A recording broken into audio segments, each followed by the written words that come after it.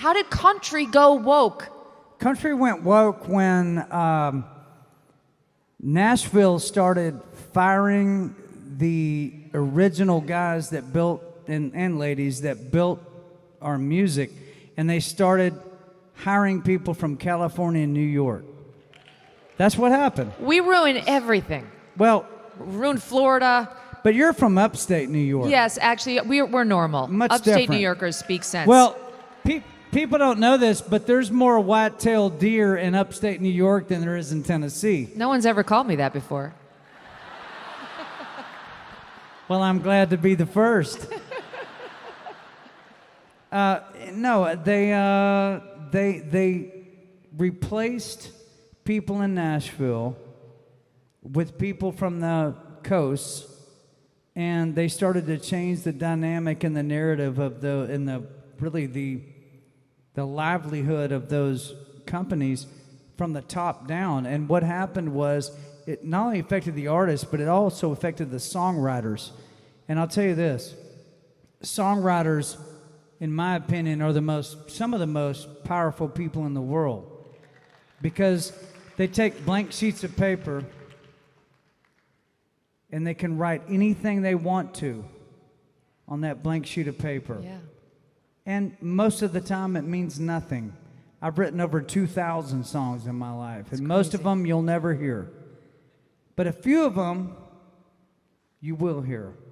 If you look back at the Vietnam War, you think about even guys that are, guys that I go, well, I don't agree with them at all, but I will tell you, back in the Vietnam War, they helped to shut it down. It was guys like Bob Dylan.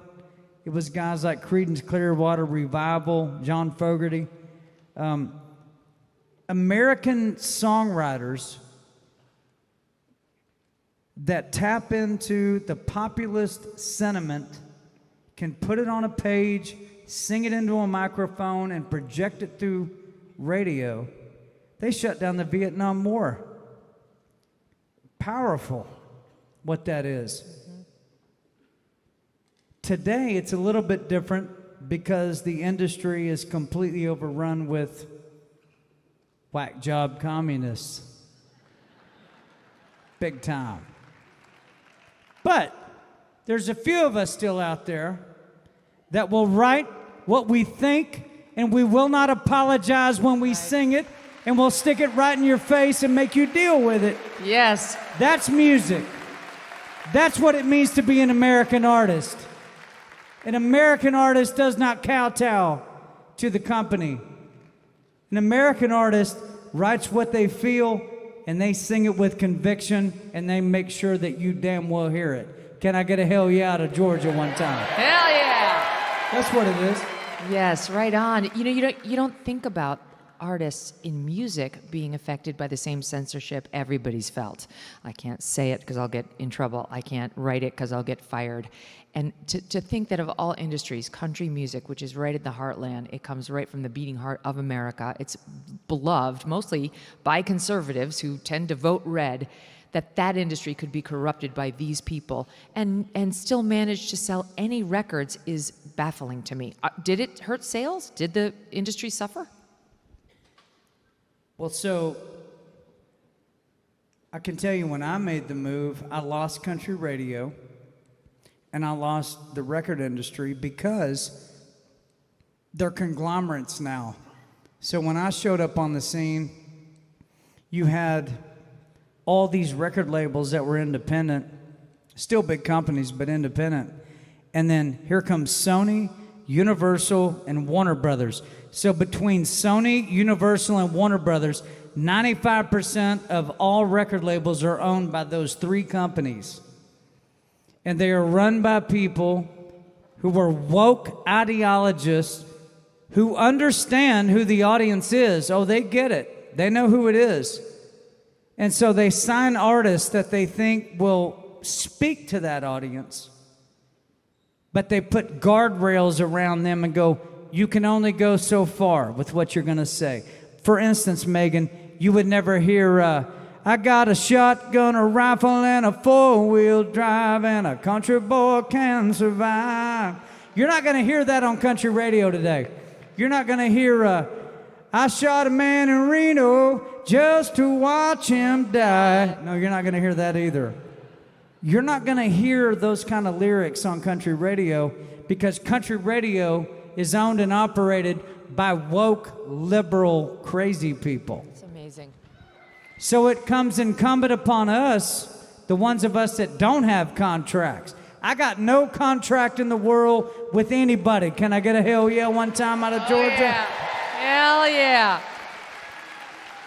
So it comes down to us. We got to be the ones that say it, that can cut through the creases in between the pages and get our message out and let folks out here who are all feeling like they're isolated.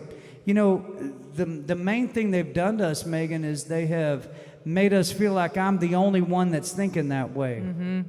But then that song comes out. That song comes out. And everybody says, yes, I feel like that. Yeah. That's when you see some unity starting to happen in our country. What does that feel like, John? You pick up that guitar, you get your six string, It's my borrowed. and you sing, I say and you sing all the things that they don't want you singing, and you project that message out into the world, and you know it's resonating, you know they're listening, and you're touching something deep inside of them. What is that like?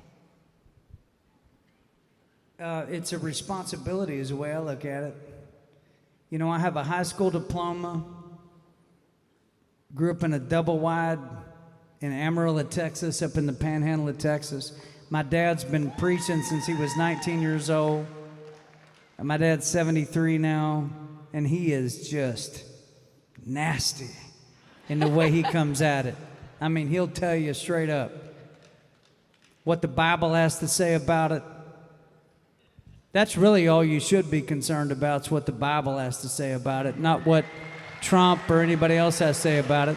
I support Trump, but what God has to say about it overrides him all day long.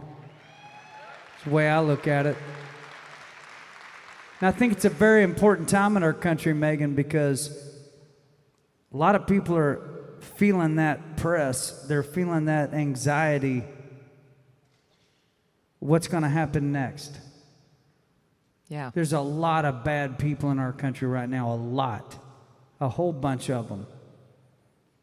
And you wonder, when are they going to show up and what are they going to do when they do show up? Mm-hmm. I was told about 3 or 4 days after Charlie Kirk was assassinated, I was told by a couple of 3-letter agencies called me up, and they said, John, make sure you wear body armor when you go out to play any publicly promoted events. I said, me? Yeah. Mm-hmm. I said, why is that? They said, because you're outspoken. Because you talk about things that they hate. And they, just be careful, is what they basically told me, was that. So there's been a shift in the dynamic since Charlie Kirk's assassination. Can I just say, I'm though, sure you felt it as well. honestly, I know that's real, and it's something that's been like an unspoken thing underneath the tour the whole time. But thank you for doing this, notwithstanding the threat. Of course. And thanks to you guys for being here, notwithstanding the threat. It's balls to the wall time. Like, we are all citizen soldiers right now, even just in showing up here. It took a lot of guts because it is a highly threatening environment. And not for 1 second did you consider canceling, because I know you. And that's the way we fight back. We show up, we do our thing, we sing the songs, we stand tall. There's risk involved, but there's risk involved in everything. There's risk involved in driving to the airport. There's risk involved in everything we do. This risk actually matters. This risk actually drives us to something that is unifying, right? Just sitting here with each other, it's like church. All these like-minded people who have the same mission generally in life, and we all have each other's backs, and you know that. You don't feel isolated. You feel that unity that is like uplifting, gives you the power to do the next thing. And then on top of that, you get a John Rich song? What blessings are we having here tonight?